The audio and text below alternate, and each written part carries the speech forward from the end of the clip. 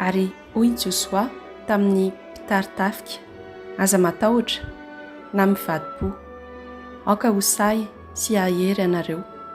Fa tahaka izao no ataon'ny Tompo amin'ny fahavalo rehetra izay hiadianareo.